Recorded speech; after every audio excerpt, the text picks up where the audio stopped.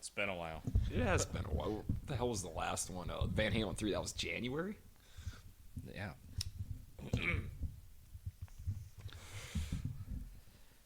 lot going on. Double banana, those are good notes. All right. Did you just say double banana? That's the variety I got, the strain. Where is this from? Around. Does it smell like bananas? Unfortunately, no. I wish it did. It has Just a nice taste to it. So. Smells like skunk. Not quite skunk either. I know it's Let me see.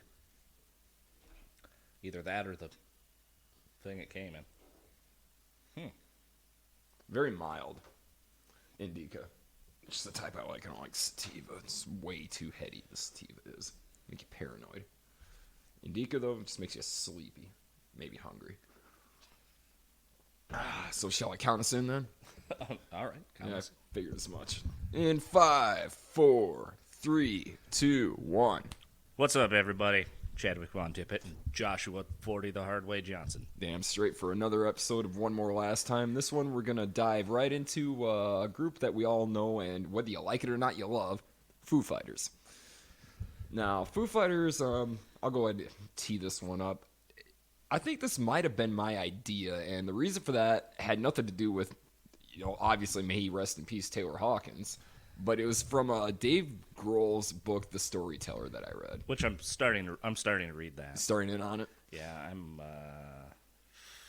I don't know, maybe a quarter of the way in. Okay, that's a pretty good chunk of it, and the impression that I got from that book was, well, two things. Number one, it couldn't put it down.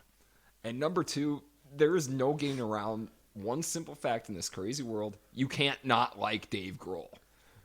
Yeah, I've always wondered what that Zakk Wylde Dave Grohl beef was about. It was Nirvana, that's all. Nirvana took away the Guitar Hero. Nirvana changed the music scene, and Zakk Wylde fucking hated him for it. But eventually, even he came around. Yeah. And he came around, and Axl Rose came around. After that 92 VMAs fiasco or whatever with Nirvana and guns and all this, and Dave yelling, "Hi, Axl," from the stage. How many years later, Axl breaks his leg, and he has to use Dave Grohl's fucking throne.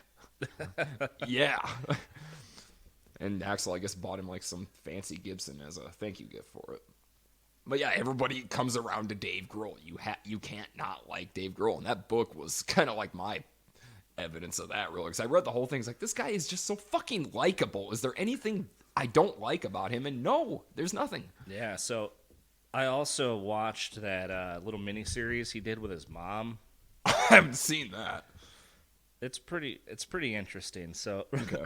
remember the other day I was like, God, fucking Imagine Dragons sucks. And I do recall that, and I remember replying something to the effect of, I think I accidentally heard him, and you're not wrong. Yeah, so that was because I was watching that. Oh, okay. That Dave Grohl thing. That's where you got. All right. Yeah, so the premise of this, I think it's like something like 6 to 8 episodes. I can't remember. I was trying to shotgun it. Okay. All right. But so it's like Dave Grohl and his mom go around, and he'll talk to like other rock stars and their mother.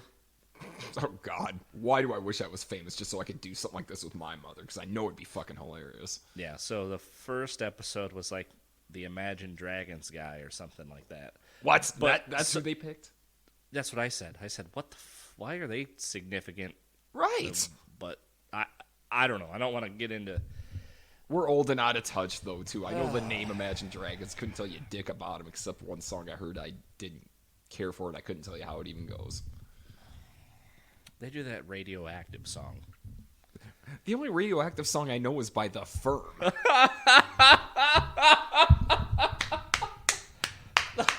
I wish I was making a joke, but I'm dead serious. Because as soon as you said the only Radioactive song I know, I heard Radioactive in my head. Yep, you knew. I knew. Well, not up to... And that just goes to show, quick side note, as I'm sure we'll take, the genius of Paul Rodgers, who could take a song that is so undeniably lame and cheesy and off, but he sings it, and this is fucking great. This is genius. It has nothing to do with Jimmy Page making telephone noises on the guitar. It's all Paul Rodgers. Oh, boy. Seriously, the guy could sing the fucking phone book, and I would buy it, you know? I mean... So that's a tangent. Oh, here's another one. Speaking of Paul Rodgers... and mashups, Bill McIntosh or McIntosh or something like that. He does a whole series of them. He's the one that did the Hip to Be Sandman one. No, I didn't see that. What? Oh, dude. Fucking... Oh, speaking of Huey Lewis. Okay, all right. So since I was shotgunning shows. Oh, no. As I told you about that behind the music, it's like they're like revisiting some episodes from the last time they were on the air, like 10 years ago or something. And they're all pretty well garbage. Well, of course, the first one is right. Bret Michaels. At least even Bret Michaels, the Poison one you had your sex and your drugs and something interesting, if not something to laugh at. What the hell with the rest of them though? What, Huey Lewis? Yeah, that one was actually really good. You thought it was good? I thought it was good. I was left pissed off because they didn't mention Phil Lynott in there at all. Oh. He played harmonica on Live and Dangerous, the Thin Lizzy live album. Huh. Yeah, no mention of that. That's instant rock and roll credibility, and they completely blew it off. Yeah, see, I didn't know that. Well, now you know. And knowing's half the battle. That's right. Mm-hmm. Did you know Huey Lewis is now deaf? Yep. Yeah. That's weird. Well, how many years? I mean, the guy's been around since the 70s. He's now deaf. I don't know about before. Lord, the jokes we can make. It could be worse than Huey Lewis, though. But no, the Hip to Be Sandman mashup was this fucking genius. This Bill guy, if you're somehow onto this, you're a genius. Took the instrumental backtrack of fucking Hip to Be Squared and put Enter Sandman over it. And the fuck if it doesn't work. Huh. And I can't hear either song anymore without picturing the mashup. But and the best part of that mashup was when they took guitar solos from fucking P. Sells But Who's Buying and then Living After Midnight. Put them into that instrumental track. And the fuck if it doesn't work. But the one that he did recently, the reason I brought it up, because we're talking about Paul Rodgers, was he took Quiet Riot, Mental Health, took the instrumental backing track of that and put All Right Now vocals over it. That one is just pure brilliance. Huh. And I'm convinced it's brilliance because Paul Rodgers is just that goddamn good. That you could take his vocal track from 1970 and put it over Mental Health, and the fuck if it doesn't even sound more natural than that. I'll have to check that out. You got to, and then I'm warning you, you're going to be lost for a day on all of these fucking mashups that this guy did. So Foo Fighters then. Yeah, okay. Yep, Foo Fighters. That's what we were talking about. I believe so. Yeah, so let's see, when was I first exposed to them? Sometime in the 90s. 90s, huh? Okay. MTV. All right. You know, it was that I don't even remember the song, but it's the Futos. Oh, the Big Me. Big Me. So Futos, like, the Fresh Fighter. Yeah. Yep, that was off the debut album. Yeah, the Mentos commercial. Right, Futos, the Fresh Fighter. I don't remember I don't know. It was some late night MTV thing where I saw it. Okay. My introduction was a bit different. And this is going to date me bad as far as the 90s go. My landline rang, right? Picked up the phone. It was yeah, exactly. So let's start off with landline, and it just gets better from here. Okay, it was my guitar player in my first band. He calls me up. And before the internet, you waited for your buddy to buy an album, or you read in a magazine, hey, this album's coming out in a month, and you actually looked forward to that shit. Well, Nirvana, Cobain had just killed himself, not even a year prior. And that was when I was diving right into Nirvana. So, of course, anything connected to it, I was really looking forward to. And I heard about this band that Dave Grohl was starting or whatever. Didn't know shit about it. Well, anyway, my guitar player calls and he says, hey, I want you to listen to this. And I hear a stereo playing over the phone and kind of clocking it a little bit. It's a clean intro, and then some heavy distorted rock comes in after that. And he gets on the phone. He's like, what do you think? I said, what is that, the Beatles? He goes, no, that's Foo Fighters. I said, who the fuck are the Foo Fighters? He said, that's Dave Grohl's band. I said, really? Dave Grohl? So he's playing drums? He's like, no, he's doing all of it. I went, all of it? Yeah, he's singing, playing guitar, bass, all of it. That's him.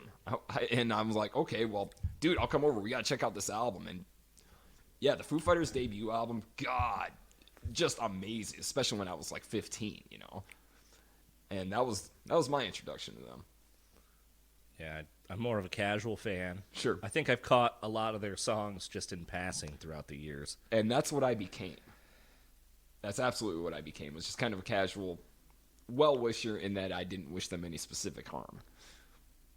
Yeah, like if I ever saw their stuff on TV, I'd watch it. I wouldn't change the channel or anything. Yep. That's absolutely where my, I guess, fandom, if you will, led right after that first album. It was like, okay, this is great, but none of it, I guess if anything, it didn't scratch the itch. And the itch at that age was, aggression, anger, things like that. Foo Fighters was not aggressive or angry. And it wasn't melancholy either. It wasn't deeply involved. It was just, and remains, just good straight rock and roll. But it almost seemed like background music to me after that initial introduction. It's kind of like, okay, yeah, this is good, but it's not grabbing me. And unfortunately, Foo Fighters really never did grab me. Just how I thought of it anyway. Yeah, I don't know. Like, they're probably one of the best, more like modern rock bands. They're a rock band. Oh, no doubt about it. Not a metal band, but just rock. Yeah. So I gave their first record a listen. Okay. About a month ago when we discussed doing this. Right. I started taking notes on it, but then I was like, I'm just going to sit here and listen to this. And that's what they do. There's nothing that makes you have to take notes about them, even mentally. Yeah, I mean, like, I could only tell you a handful of song titles, but I know that I like the songs I do hear. Mm-hmm. So, and that's exactly Foo Fighters, really. I mean, even me who loved that album when it came out, I could maybe tell you 4 song titles off of it, and I don't remember the rest. I just know when it's on, I like it. Yeah. In fact, when we came up with the idea for this episode, I had my boy Jeremiah at work. I'm like, dude, play some Foo Fighters so I can, get prepped up here. And yeah, even then at work, it's like, oh, this is good driving music. I like this. I'm not committing this to memory, though. Nothing really stood out beyond the song, This Is a Call, or I'll Stick Around. Or, the Futos fucking commercial, Big Me. Of course you remember that, but yeah. It's like after that, and that song had kind of like a Beatle-y kind of. It did, yes. There was a lot on that first record. There was a lot of like this is like Beatles melodies and stuff. You can absolutely, and that was. But there was also some I felt what was some Nirvana style. Oh shit! In there too, absolutely, which you couldn't get around. Yeah, but I guess having been in the band, right? And you'll pick up some influence for sure. But yeah, it was after that album. It's like when I was having to do some research on them for this episode. It occurs to me that I lived through their entire career, and yet I had no idea how prolific that band was. How many fucking albums they've actually put out? No idea. Yeah. And then when they got inducted to the Rock and Roll Hall of Fame, it made sense, but it didn't, because I thought, nah, they can't be that old. There's no way they're eligible. Well, yeah, they fucking are, Yeah. And because 1992 was 30 years ago. No, 95 is when the first album came out. I know, but just put it in perspective there. I know, it's a perspective I don't like, Chad. Mm-hmm. If I have a conscious memory of a year, I don't want to think about how long ago it was. In 92, Jesus. 30 years ago, you're right. Yep. That's fucking insane. Yeah, so I guess Dave Grohl recorded this album in 7 days. Yep. Oh, yeah, and you read that. Have you got to that part of the book yet where he discussed the process? I don't recall. He knocked out something like 2 tracks a day or some shit. That was the schedule he gave himself. And then finished it 3 days ahead of schedule or some shit like that. Yeah, just fucking prolific, Yeah. But I think it's neat that the cover is like the Roy Rogers ray gun. Yep. Which the conspiracy theory people in 95 all thought it was a tie-in to Cobain's suicide. Really? This symbolizes blah, blah, blah. I say, you know what? The guy lost one of his friends and his fucking bandmate. And yeah, I'm sure he's going to plaster that on his album cover. Really? And Dave Grohl, of all people? No. It was a funny-looking little zap ray from the 50s, you know? The term Foo Fighters is like a World War II term for UFOs. Yep, aliens, UFOs. Well, and then the label it came out on was Roswell Records. Oh, there you go. Yeah. Yep. So it makes sense to have the Roy Rogers space laser on the fucking cover. As opposed to a Jewish space laser. Political humor. Sorry. So Jewish space laser. That reminds me of something. Marjorie Taylor Greene. No, Scott Ian. Oh God, even better. What do you got? So, I'm a real big fan of the KHDK guitar pedals. Okay. So they made another Scotty in one. Why? I don't know because I bought one. There was 250 made, and I have one of 250. And That's cool. anyway, it's like called the JSL. And I'm trying to rack my brain why it's called the JSL. What JSL means? So my theory is Jewish space laser. Jewish space laser, which has got that's perfect. Because like the art on the guitar pedal is like Scotty in doing one of his like kick things with his flying the V. stomp. Yeah, and lasers shooting out of the guitar. What? Yeah, it's real cheesy, but Oh, that's amazing. yeah, it is. I'll have to show you the picture sometime. Definitely. But yeah, it's like the Scotty in JSL. JSL. Like that's gotta mean Jewish space laser. I think you're right. In fact, then you're gonna have to build a pedal because that's what you do, Chad. Is build pedals. You have to build one called the MTG, the Marjorie Taylor Greene. No, Come on, make it the shittiest sounding fucking most annoying screeching effect you can come up with, and that's the MTG. no thanks. I'll pass. I don't want to be associated with that kind of Mockery, tomfuckery, Tom fucker. Yeah, even better. fuckassery, whatever. Oh God. That Me another bitch. banquet while I'm at. Oh yeah, the Coors. Enjoy your Coors. Coors heavy. You're fucking No right. Coors light around here. We're not savages here. No, I never could get into the Coors Light, which it was apparently Dave Grohl's beer of choice. But for me, it's just too light. Coors Banquet is my beer of choice. Banquet is my beer of choice, and I will fucking admit with no shame, we were on the Banquet kick long before Cobra Kai, but Cobra Kai really just kind of upped it. Yeah, I remember that. Because that's all Johnny drinks is Coors. But one of the best sarcastic lines Daniel LaRusso gave was Johnny looking at him at a Mexican restaurant. What's wrong? Nothing. Enjoy your Coors. Like it was some lowbrow thing he was drinking or some shit. Yeah. But no, and speaking of Cobra Kai, another tangent to go on. I don't know if you remember how I was saying, the season 4 was awesome and everything else. In retrospect, God, I was wrong. I was wrong. I'm not even through. I'm not even to season 2 yet. Season 1, the first 2 seasons were fucking brilliant. Season 3, really not bad. Season 4, it became a Mexican soap opera. Just Telemundo. the dramatics in it are so awful. The dramatic music in every part is horrible, and the dialogue is like, it was cheesy anyway, but cheesy in a funny way. You were laughing with and at Johnny Lawrence, and now you're just like cringing watching most of this shit. And a waste of a great character like Terry Silver, really. So I don't know. Once again, I'll have to watch it. you're gonna have to, because your opinion of it, I don't think it's gonna stray too far from mine, because you're more no nonsense than I am. It's gonna be, the fuck is this? I mean, really, that's what happened. And I'll just say the fucking the last episode, spoiler or not, Carrie Underwood sings at the tournament. And even my wife, who loves cheesy shit, is looking at me like, why the fuck is Carrie Underwood singing on right now? I'm like, I don't goddamn know. Got a new album out or something. It probably. must. But yeah, apparently she was the hip musical guest for these kids who probably were babies when she started her career or whatever the fuck. Did I say Roy Rogers? I meant Buck Rogers. Yeah, Roy, Buck, same thing. Gunslingers. Two different things. But anyway, whatever. I'm full of shit and everybody knows it. Yeah, but you fake it better than anybody. All right, so yeah, Foo Fighters. So yeah, that was our introductions and everything else. Now, what blows my mind about them is just how consistent that band really was. But it was like a consistency that you didn't really notice. They've just always been there for like the last 20 years. You kind of took it for granted in a way. Yeah. I mean, honestly, their albums, once again, researching, I couldn't believe how fucking many they had put out.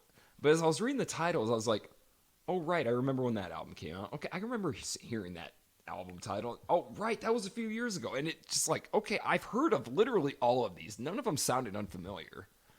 But I wasn't familiar with a damn one of them. Yeah.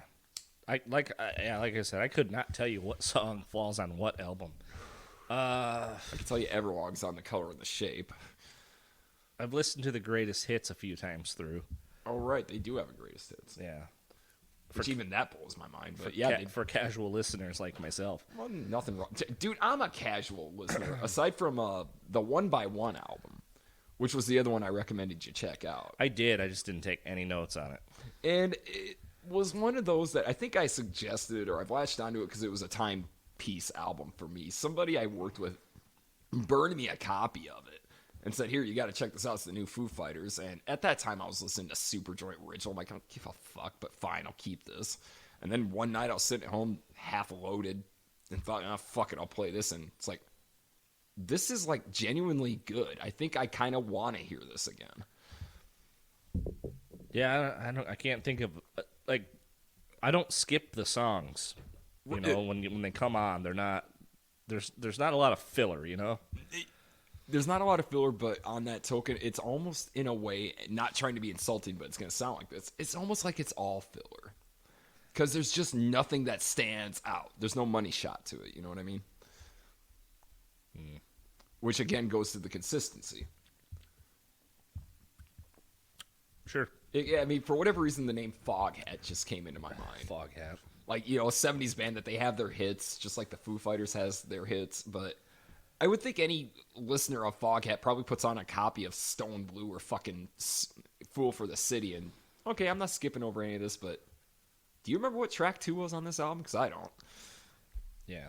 But you remember what fucking Everlong is. You'll remember what goddamn, I don't know, I'll Stick Around or whatever song. I mean, really, what were their hits, you know, besides Everlong and fucking Learn to Fly?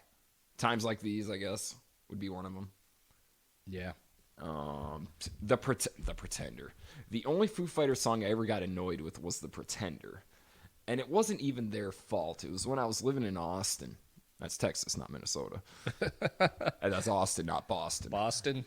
Yeah, Boston, yeah, Texas? you smart ass. When I moved down there, I was there a month, and the first message you sent me, so, how's Boston? How's Boston? Okay, road trip. Nice. But yeah, fucking. That's right, Tom Green. Yeah, oh, of course, Tom Green. Fucking Tom. Anyway, but yeah, fucking. Where's your LeBaron, Freddie? I don't know, sir. No, when I was living down there, of course, because loser I was, I didn't have a license, so my wife, ex-wife, rather. Yeah. Hey, you got to verify. Ex-wife would drive me everywhere. Oh, there's a wait. Yeah, there's a wait. You're like, I don't even know their hits. Let me read you 10 songs. Okay, then I'll get back to my Pretender story. Everlong, The Pretender, Best of You, Learn to Fly, Times Like These, My Hero, All My Life, Walk. Never heard of Walk. Monkey Wrench. Monkey Wrench, yes. Oh, the video for Walk is like that. What's that movie with Michael Douglas where he like Falling Down? Yeah. You had to ask what's that movie with Michael. That's one of the greatest movies ever. That's your story. I could see you doing this. Walk pissed off. Drop your truck off on the fucking side of the road and walk into a Burger King and shoot the place up because the breakfast doesn't look like you thought it was going to look. On the menu, yeah. And then beating up some old vet for telling you you're buying faggy shit for buying a snow globe. I could see you doing it. Thanks. Well, everyone has a breaking point. Well, that's what that song and that video reminds me of. That Okay. Because he's like stuck in traffic. He's stuck in you know, like every video they have is something entertaining. Right. You know, it's like just weird off the wall shit. Yep. Which is Dave Grohl, you know. So he's like funny. stuck in traffic and he's pissed off and he's like, you know, you can tell he's frustrated. So he gets out and he walks and it's great. I might have to hear that song because maybe once I heard it, I would go, oh, right, that one. Yeah, I mean, so is that the end of the track listing? No, there's a ton of there's some other songs that I don't even know, but like Monkey Wrench. Every one of them you just named off. I'm Big like, Me, oh, Wheels. fuck, that's right. I remember those songs. Yep. Yeah, there's a ton of songs where it's like, yeah, that came out. Where you literally just proved the ultimate point of, I'm sitting here like an asshole 5 minutes ago going, you know, I don't remember a lot of them. And then you're like, oh, right, I remember that song. Wait, that song? Oh, that's right, they did that. It was like, holy shit, they really did have this much. Yeah, I rattled off 10 songs that weren't on 2 albums. And I fucking knew every one of them. Yeah. Which, okay, so. Remember when they did the Prince song? Darling Nikki. Darling Nikki. I never heard their version of it, but. Really? No, but speaking of covers. That was really good. Wait a minute. No, I did hear it, and yes, it was really good. So one of the coolest things I thought ever happened is when Prince played the Super Bowl, he did Best of You. Did he? Yeah. Get the fuck out. And it was good, too. That's awesome. Yeah. But no, speaking of Foo Fighters and covers, this is, and I'm ripping this from a YouTube comment, and I'll own that. Somebody said, this is what happens when you reach the stage of your career that says, why are we doing this? Because we fucking can. The DGs. My God, have you watched that shit? No, but that reminds me of so good. I can't remember the song, but they were like naked in the shower, and the Westboro Baptist Church protested them. They like played on that flatbed trailer. Oh right, they were trolled like, the Westboro Baptist Church. Yeah, they were they were dressed as like gay redneck truckers or something. That's all. And thankfully somebody finally did it. Trolled those people. But yeah, the DGs. God, it's typical Sunday morning. Having my coffee, just chilling out, going down the YouTube rabbit hole. What do I want to get into? And I thought, you know what? I got to see them doing those Bee Gees covers again. And Jesus, they were fucking ingenious. Just because what blew my mind about them was how accurate they did those songs. Like all the vocal falsettos, the music, all of it. But if you watch the videos, they're just... Nobody smiles more than that band. They're just having too much fucking fun. They sure are. Yes, and that's the whole thing is they're not having fun in a, hey, we're being ironic and self-deprecating. It's like, we're having fun. That's it. And that's probably why Dave Grohl's the most likable guy on the planet, because he's genuinely fun, but you don't get annoyed with him. Right. Did you watch that Hot Ones? Yes, I did. It reminded me of our podcast. Because just by the end of it, he's fucking drunk going, what was I talking about? I'm fucking drunk. All right, yeah. I was like, oh my God, where have I seen this? Yeah. But no, I love how he's drinking Blacktooth grins. Yes. Yeah. I'm gonna steal a YouTube comment because I just can't forget this. Right. But so in that episode, that he's pouring drinks for him and the host, and he's like sticking his hand in his glass, right, straining the ice. So one of the YouTube comments is like, fucking Dave Grohl pours a drink like he shares a pillow with you.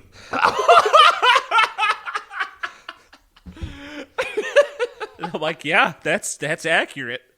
Jesus just Christ. Pouring him a drink. He's straining it with his fingers.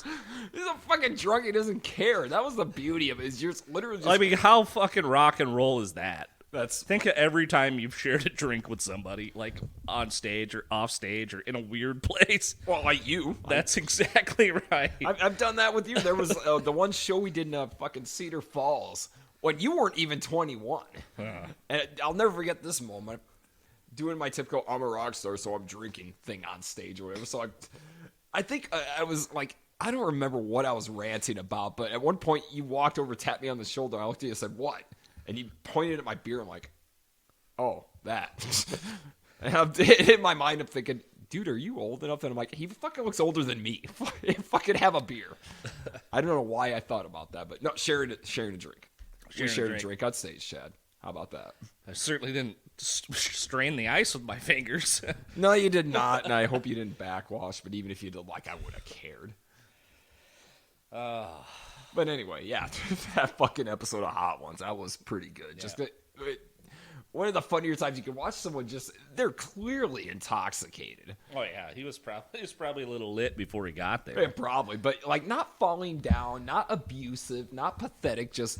Yeah, this guy's drunk and... He's having a good time. We're having a good time. And it was, once again, the encapsulation of Dave Grohl, One of the things I noticed, and I was like, Dave Grohl needs to fucking eat a little more of these chicken wings. He'd take a bite and then throw it away. He's burning his mouth out. Well, he probably didn't want to get full either. They had how many hot sauces they were testing? I think it's 10. I think it's 10. Yeah, even 10 wings. I don't know if that would even make me full. Yeah, I probably would, but then again, I'm probably going to taste a fucking thing after a while. Yeah. They just kept getting steadily hotter and hotter. So there's one of those I've had before. Which one was that? Da Bomb. The Bomb or Da Bomb? Da Bomb. Of course, Da, but you can't have The Bomb. It's Da Bomb. No. So we used to, back when our mall was a mall, they had a hot sauce store. The hot sauce store. Atomic Hot Sauce. Yeah, and that's one of them that was their hottest or second hottest or something. Did you ever have the pure cap? No. Oh, Jesus Christ. So that's the sample they would give you on a toothpick is just a little tiny dab of it. Enough to burn a hole in your tongue. Da Bomb. Da Bomb. Never had Da Bomb. Now, let me tell you, this is not food. No, No, it is terrible, awful. It's not even.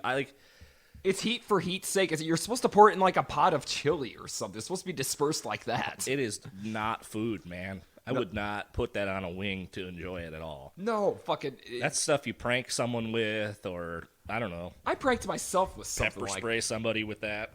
I pranked myself with something like that once. It was called pure cap, which capsaicin, the chemical, you know.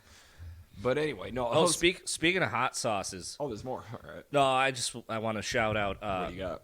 Metal Sam Hastings, Metal Chef. Metal Sam, dude. He makes his own hot sauces and Get out of here. yeah, Sam's house. I got to get a hold of some of that. I haven't seen Sam in years. Yeah, so I bought his whole line. He has a whole line. Yeah, he has like 5 or 6 hot sauces. Fuck guy. So he lives in Austin, Minnesota, Not Texas. not Texas. Fair enough. And he makes his own hot sauces. It's fucking great. Well, if I was on social media, I'd look him up, but I'm not. So, Taking the old hiatus, huh? hey, 4.5 months, man. I Yeah. feel like I'm in a fucking AA meeting or something. I've been 4 months without Facebook, and I still get cravings, and I get tempted, but I've abstained. And everyone in the room goes, "Thank you, Joshua, for sharing your story." Yeah, thank and that's gonna be a self-help group. Fucking social media addicts. Are you kidding me? Yeah, I suppose. Well, I'm one of them. God damn it! That was worse than quitting any drug I've ever quit. Okay, No, I believe you. Well, it's because you're a rational person. You can use social media for its intended purpose. Me, I just became stupid about it. I had to get rid of it. Oh, there are times where I have to refrain from arguing or calling someone a fucker. And that's the worst part about it was it turned me into everything I hate. One of those shit talkers behind a firewall or whatever. You know, it's like, okay, really? At any point am I going to say any of this to anybody's face? And probably fucking not. Oh, I would. Well, you would because you're you. Me? No. Not really at all. Yeah, sometimes you have to reevaluate. It's like, this person's never going to listen to anything rational. No, and nobody on the internet does. It's an echo chamber. Right. That's why I quit. I got sick of the echo chamber. It's like, yeah, I know politically this. I know musically that. I don't need reinforcement of this demented idea I already have. I should be able to live with it just by myself and annoy my wife and my kid with it. Yeah. Which I do. We're pre-internet. We should be able to cope without it. And that's what I had to look at more than anything is what did I do before this? I lived. And I actually genuinely lived. I didn't stare at a fucking phone the whole damn time. Yeah. We had to go to a fucking gas station and stare at a magazine. Yep. You had to take the magazine in the bathroom, whatever you're going to do. Yeah. Whatever. And I miss that. I really do. I don't know, the easy ability of... Jesus Christ. What's everybody? This is everybody. The easy availability of porn, I think, is fucking... The only positive thing about that is I think it will encourage zero population growth. And that's a good thing. All right. Hey, come on. I've been around the world and found only stupid people are breeding. It's the way it is. Not that everybody who breeds is stupid, but boy, there are a lot of stupid people fucking breeding stupid people. Was that REM? No, that was Harvey Danger. Oh, okay. Yeah, the worst thing is I remember that song from the movie American Pie. Oh. Yep, you know what I'm talking about. Yeah. Okay. I'm not sick, but I'm not well and all that shit. Right. But nevertheless. That was a catchy tune. It is a catchy tune. It's fucking great. Whoever the hell Harvey Danger is, I'm sure the band is You know what amazing. else was catchy? What's Scotty Doesn't Know. What the fuck is that? That was in that road trip movie. Which song or which part? Rather? Matt Damon. Matt Damon. Matt Damon was in that. He was like that punk band, and they had the Scotty. Wait, the Doesn't ska Know. band Yeah. at the frat party? Yeah. That's not a punk band. What the hell are you talking about? It's a ska band. Okay, whatever. They had a horn section. There was nothing aggressive. Punk band. Nothing aggressive. How do you know? How do you know? How do I know? I'm a musical anthropologist. I came from the school of the Sex Pistols and the Exploited, okay? That band in Road Trip was not a punk band, all right? They were a ska band and a fun one. And the song was catchy, even though it was stupid as shit. It was catchy. Yeah, And I think it was meant to be stupid and catchy. I think you're right. The fuck are we talking about? I don't know. I circled back to road trip because You did, how's Boston? that's Boston. Which leads me back to the Austin rant I was doing about the Pretender. So yeah, fucking... But yeah. My ex had to drive me everywhere because I was a loser without a license, which meant she chose the radio station, 101X, real, local, alternative. Hell for me. Wait, the Pretender's the Sesame Street song, right? Or the or the Schoolhouse Rock song. Which what? one of these things aren't like the other? Oh yeah, Schoolhouse Rock. yes, you're right. Yeah, that's the song. Okay. But the only takeaway I have from it was the two things. Number one, Jackson Browne already wrote a song called The Fucking Pretender. And number two, there was like strings in the last fucking verse or whatever. And I hate strings. They had a drama that didn't need to be there. But the song, I remember it being not offensive to me until I heard it every day, 3 times a day for a fucking month. And that's more the fault of the radio station. They would do shit like that. They would pick like one song and beat you over the head with it. So Icky Thump by the White Stripes, fucking Paralyzer by Finger 11. So that's Jesus. That's probably when these songs came out, right? 2007 was when that song came out. Right. But as far as all the other songs, that's just it. Foo Fighters have been around for 20 years and they've spread them out pretty evenly over 20 years. You know, fucking My Hero was the color and the shape from, I think, 96 or 7. Times Like These was One by One, which is 2003, I think. 2 or 3. That sounds about right. Yeah, they just have spread all this shit out over 20 years. I don't know a lot of bands that have done that. I mean, think about it. The Stones? Yeah, I was just going to say don't say the Stones. But AC/DC? right. But yeah, aside from like the big, iconic, untouchable AC/DC, Rolling Stones, whatever, really name another band that for 20 years has consistently given songs like that. Consistently been at a plateau. I mean, the Foo Fighters are a plateau. They hit one level, they never fell. Ever. Yeah. And I think maybe that's why I never got into them so much, because I'm the dickhead that's looking for the behind-the-music moments of triumph, tragedy, blah, blah, blah. Foo Fighters, up till this year, really had none of that. Oh, no, really. No, they were just consistent and... Well, yeah, I don't know. So I was a Dave Grohl fan before I was a Foo Fighters fan. Well, sure, because he's Dave fucking Grohl. I mean, very few people in rock music are untouchable, but he is one of them. Because he somehow found the perfect balance of being not offensive, but not, like, inoffensive either, you know? The guy drinks, the guy parties, he curses, he swears and everything else, but he's not laying in the gutter with a needle in his arm, and he's not verbally assaulting women or whatever. He's just a genuinely nice guy who likes to yippee party, and he's not, like, a dope for that. Yes. He's like the type of guy you want to hang out with is pretty much how I could sum up Dave Grohl. And you know that's true because when Axl Rose, who probably fucking wanted to kill him in 92, is borrowing his fucking throne so he could go on stage with a broken leg, somehow that's testament to Dave Grohl's character, you know? Yeah. Like, it's like, I hated this guy, but I think he'd do me a favor, wouldn't he? And Dave Grohl's going, oh, fuck yeah, I will, because I love Guns N' Roses. Even though I hated you, I love you. Yeah, I mean, think of, has Dave Grohl ever talked shit about anybody? I don't know. I don't think he has. I think the only people have talked shit about him, but because of Nirvana. That's literally it. Yeah. Yeah, I really liked Probot. Probot, oh, yes. Yeah, I'm glad you brought that up because I forgot about Probot. Dave's his metal project. His metal project that came out in 2004 when old school metal really couldn't have been less cool. And nobody knew who the fuck Venom was. No shit. There's like a bunch of artists on there where it's like... They're all underground. Yeah. All of them except Lemmy, and even Lemmy for his part is underground but not underground, you know? Everyone knows who Lemmy is. I mean, I defy any listener aside from anyone with the last name Johnson to know who the fuck Kronos is. No shit, Kronos, yeah. Or even less people know who Wino is. Yeah. You know, but these are all people, music fucking people like you and me are going, oh, fuck yeah, Wino's on a song? Holy shit, the guy from Trouble? Amazing, you know? Yeah.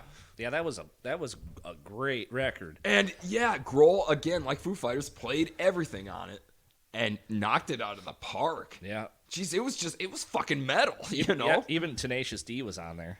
Oh, the bonus track. Yeah, like the bonus track. Yep, see, that wasn't on the CD I bought. What's on the one I have? Okay, I heard it, and it was...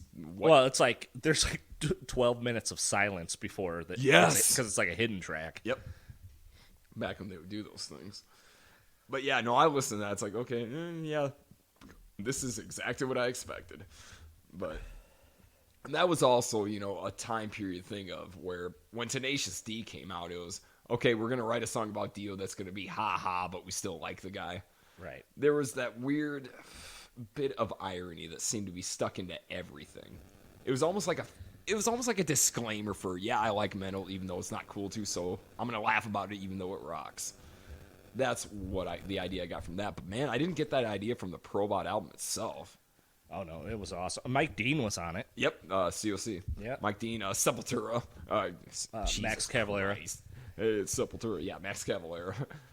Yeah, Lee Dorian was on it. That's right. And Kurt Breck. Yeah, yep, he played King Diamond. How could we forget that one? King Diamond, yep. Yeah. Tom Fisher from Celtic Frost. Yeah. Yep.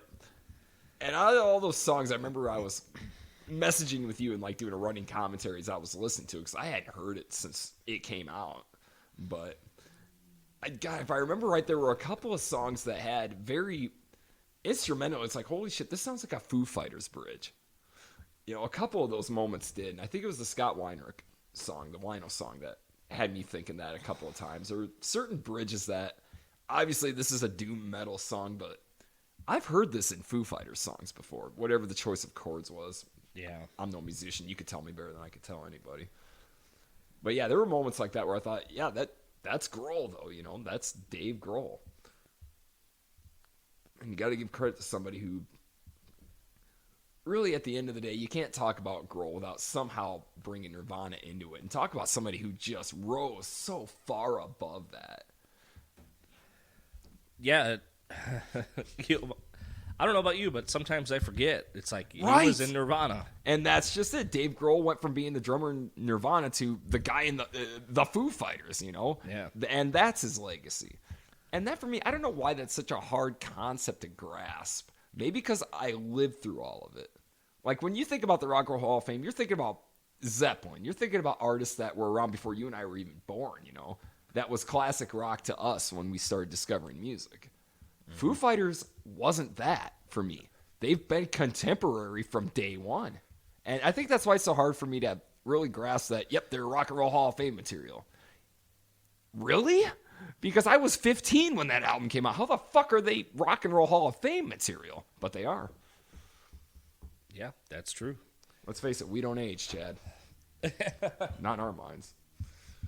But My mind certainly doesn't age. God knows mine doesn't. My body does, though. Yep, tell me about it. My knees hurt every day. Old and tired, stoned and old. And so on. Not that I would do anything like that. No. Back in my day. And that's just it. In fact, I'm glad you brought that up because I, doing my usual library hunting, that's how I found the Dave Grohl book. Here's a fun fact for you. I checked that book out like the week that the library got it. You know, devoured it.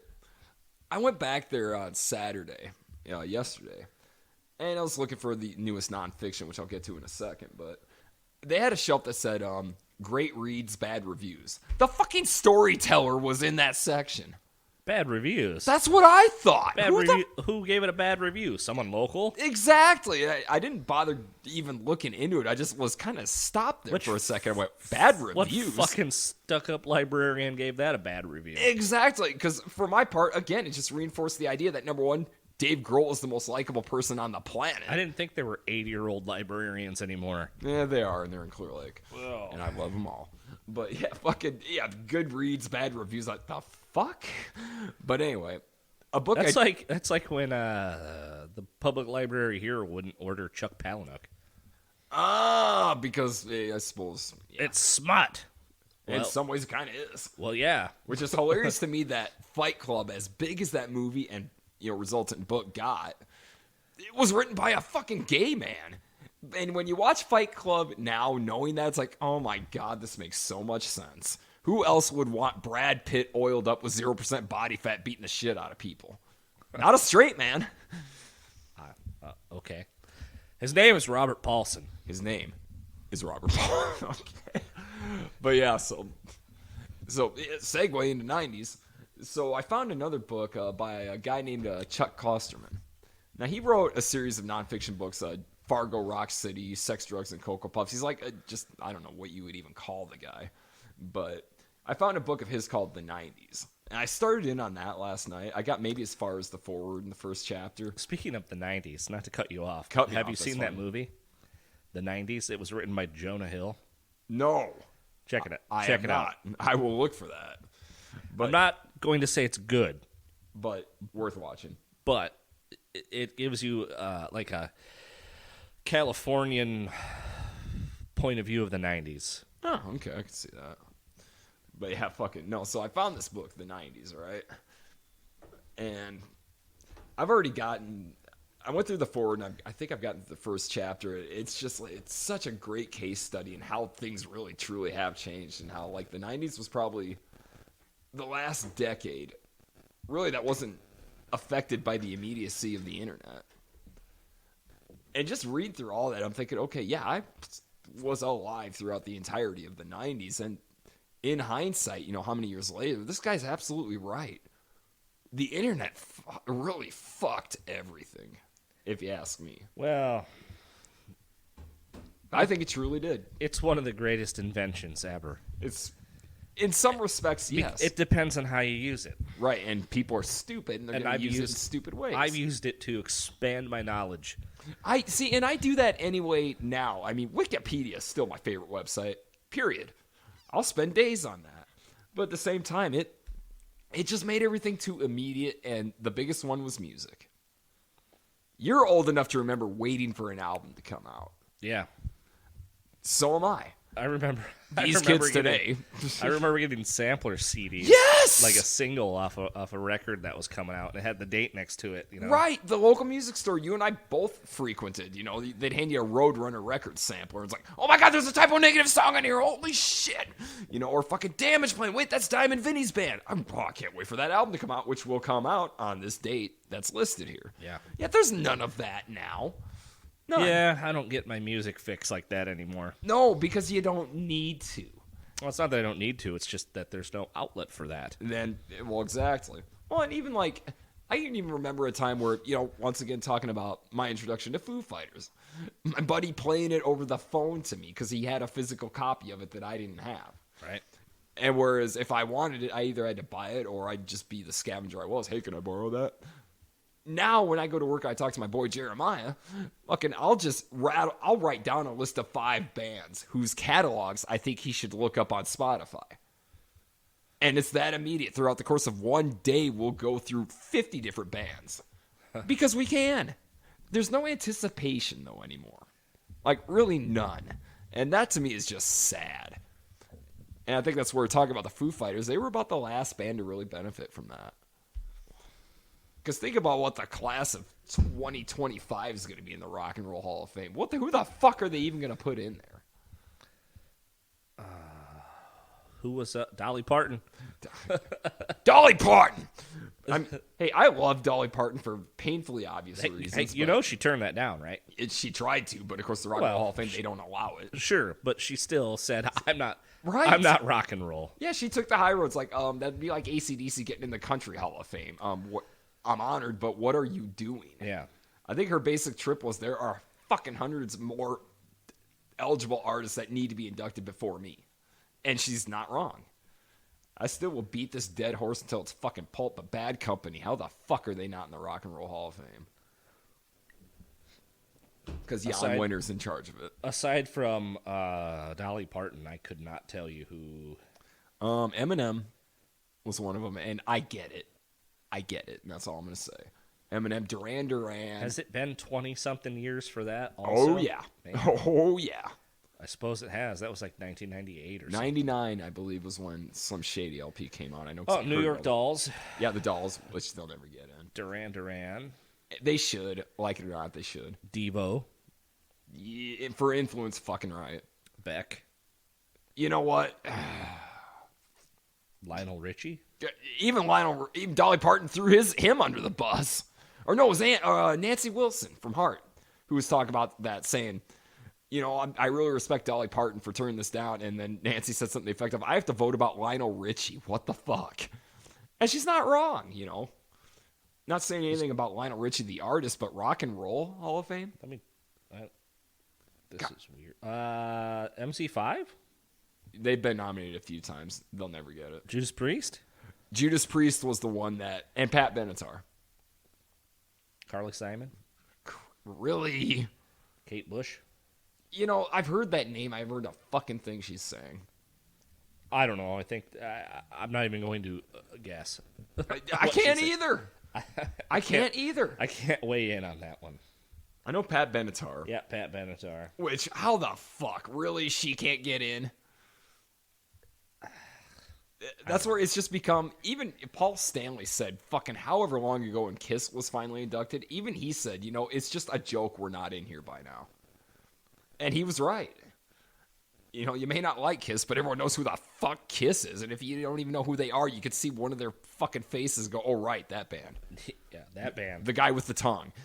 Fucking everyone knows who the fuck they are. And Motley Crue has yet to be nominated. Are you kidding me? I wonder what their process is. It's Jan Wenner being a fucking douchebag. I hope like hell Jan Wenner hears this. Fuck you, Jan Wenner, for being the gatekeeper that is just fucking out of his mind. I mean, think about this. Motley Crue, everyone knows who the fuck they are. You may not like them, but you know who they are. Not even been nominated. That's insane. To the point where you like it or not, they're kind of a cultural landmark in America. Everyone knows what Girls, Girls, Girls is. Everyone knows who the fuck Tommy Lee is. Yeah. I was thinking more like Shout at the Devil, but yeah. Right. Shout at the Devil even, things like that. Dr. fucking goddamn... Or Kickstart My Heart, which is played in every throwback 80s movie for the last 20 years. Yeah, probably still getting regular rotation in strip clubs and stuff. Right. Girls, the strip club song. Fucking, yeah. Motley Crue never been nominated. Fucking Bad Company. You're right. Everybody knows who Tommy Lee is. They just had that fucking Pamela and Tommy movie. Right, which I started watching. I don't know. I haven't. I'm not interested. I wasn't interested when it happened. See, and that's just it. It's like, it had enough interest. I'm like, okay, fine, I'll check this. I was like, whatever.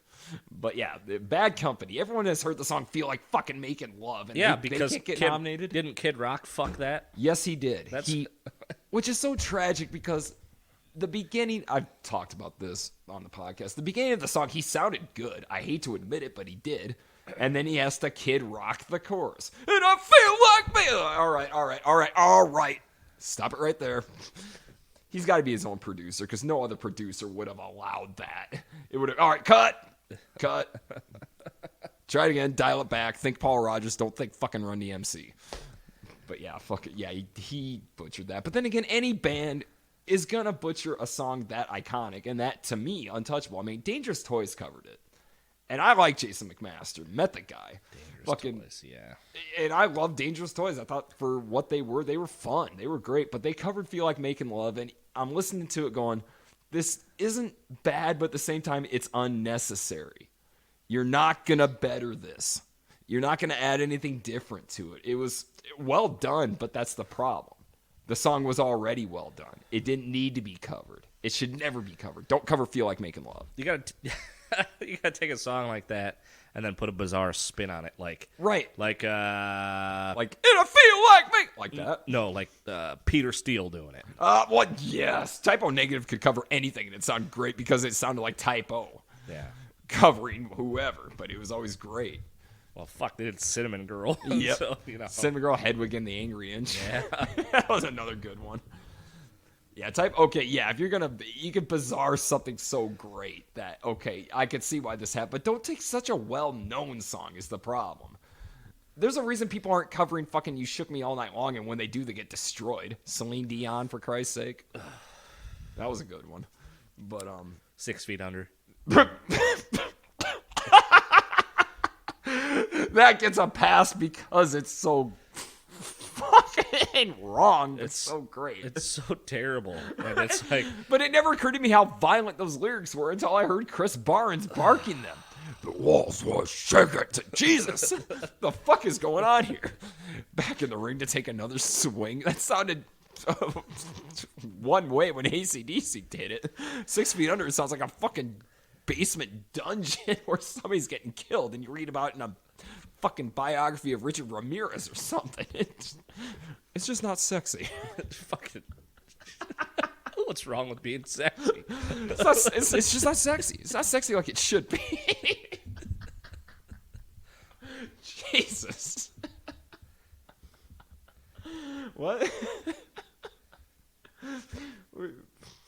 Fuck were we talking about? I don't know, the Foo Fighters. So, right. So, should we just jump ahead to the latest tragedy, Taylor Hawkins? Yeah, and that is a tragedy. It very much is. That's the damn thing. It affected me more than I thought it was gonna. Because, well, it was just weird timing that we had talked about, okay, we're going to do a Foo Fighters podcast. You know, hey, study up on these albums. And then, actually, my brothers were blowing my phone up that next morning. I slept through it. But I caught it at like 3 or 4 in the morning. I woke up and I checked my phone. Yeah, and I'm pretty sure it was my stepson who told me that night because we were sitting around hanging out. And he goes, hey, did you hear the drummer for the Foo Fighters died? I went, what? Sure enough, get on my phone, and there it is. And that's the real tragedy to me is, as soon as they said Taylor Hawkins dead, my first thought was his history. He was an acknowledged heroin addict. Oh, yeah. So I thought drugs. But then I went to the news story. The singer, out of my mind. Taylor Hawkins passed away in a hotel room in Bogota, Colombia. I went, okay, all right.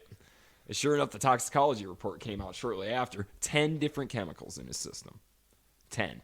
Yeah, not all of them explicit, though. No. Explicit, you mean illicit? Illicit? Shut up. As in Illicit. Hey, everybody gets one, and that was mine. All right, but no, I read the laundry list of them, too. Explicitly illicit. Explicitly illicit. Okay, so you're halfway there. You're living on a prayer. But, I'm halfway there. We're halfway lit. But, well, that's what happens when you drink the banquet. Hey, enjoy your Coors.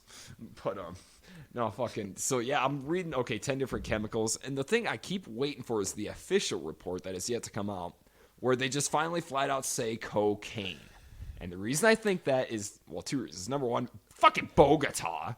You're in a hotel room in Colombia. Oh, I'm sure they fucking had a big old platter of drugs for him. You bet your ass. And number two, because the last call he made was complaining of chest pains. Chest pains? Yeah. At 50 years old in Bogota, Colombia, with a history of heroin addiction. I'm sorry that there is no getting around what did it. And if I'm wrong, I hope I am. I hope I'm the complete and total prick who's wrong right now, but I don't think I am. Well, same thing happened to Peter Steele. Yes! Yeah. A fucking heart attack. Was that cocaine induced? I think so. I wouldn't doubt it. But, yeah, I mean, the big thing I had to think about was not judging Taylor Hawkins at all, but thinking, what would I do if I were in his exact position? 50 years old in Bogota, Colombia, with a hotel room to myself, money's no object, and neither are laws. Give me the fucking blow. We're just going to have a party just this one time. Not a problem. Nope. I think that's what did it. Well, and plus he had whatever else swimming around his bloodstream. Amphetamines. Was it amphetamines? I read opioids and THC. Yeah, opioids, and benzos. THC, benzos. So that was probably like depression medication or something. Yep. Yeah, things like Paxil or things of that nature. Yeah. Downers. No fun. But... yeah, quite a few chemicals. With the THC thing, that didn't even make me bad at eye, because I'm like, it's fucking legal in half the country. I'm sure he was. Well, that stays in your system, For that's 28 days. That's not. They make it sound like he was just right there with a tray, right, sampling all the drugs. Yeah, and that's the other tragedy of it too, the sensationalistic nature of it. They found 10 different chemicals, and the first thing you're gonna go, ooh. First thing I did, whoa, 10. No, my mind was on one chemical, and they have yet to announce it. Yeah. I straight up think Bogota, Colombia, former drug addict, he was doing some fucking blow, and at 50 years old, you really can't be fucking around with it like that. Oh, just, I don't know. He's a drummer, so you would think that he would have a little stamina there. Yeah, a little stamina. Maybe it was just real strong cocaine. Well, you've seen the movie Blow. Real pure. When they get that shit and they're testing out the purity, it's like 97. Where'd you get this stuff? Colombia. Yeah. Oh, fuck it. Yeah, you're right at the goddamn source. You think that shit's stepped on over there? Yeah. Hell no. That's straight out of the coca leaf. But, yeah, so that happened, and, yeah, it hit me a lot harder than I thought it was gonna, just because, pure coincidence, we were gonna talk about that band anyway. Yeah, we were primed to do this a few weeks ago. Right. And then the other couple of things about it were, once again, much like Dave Grohl, I mean, those two were essentially split atoms. They were both just fun, talented, fucking likable guys. Yep. They had that Heavy Chevy cover band. Yes, yeah, doing it for the money or whatever it was. Yeah, fucking. I mean, Christ, you even watch their DGs videos. They're just smiling. And not like, hey, we're being goofy and make fun of us, but no, we're having a good time. Fuck it. It was pretty much their viewpoint of all of it. Taylor Hawkins was the doppelganger to Dave Grohl and vice versa. Yeah. They're fucking twins, both drummers. But yeah, so you read that, it's like, God, a good one died. And then for my part, I'm going, holy shit, this guy's 8 years older than I am, and that's the shit that killed him. And typical self-absorbed wake-up call going, whew, I'm glad I'm not fucking around with shit like that. But if I was in his position, I damn well would be. No getting around it. Yeah, so I'm going to have to watch their movie that they made. Oh, right. What the hell was that called again? Studio 666. 666, right. I'm sure it's going to be like one gigantic Foo Fighters video. Oh, for sure. Silly, but still fun to watch, Right. And that's where that band really did. Balance would be the word to describe them, because they somehow figured out how to be goofy, but not ridiculous. Like annoying, goofy. Yes. Basically, they figured out what System of a Down never could, which was, we're heavy and we're serious, but we're goofy and dopey. It's like, okay, what part of this am I supposed to subscribe to then? The heavy part or the serious part? Or the fucking goofy part? Or do I just fucking dismiss all of it? And I dismiss all of it. Foo Fighters didn't make that easy. No, because they were having fun, just having a blast, but it wasn't like a, look at these clowns. It was more, yeah, I kind of want to hang out with these guys. I'm telling you, man, System of a Down is just fucking Talking Heads, but heavy. Yes, exactly. David Byrne on vocals.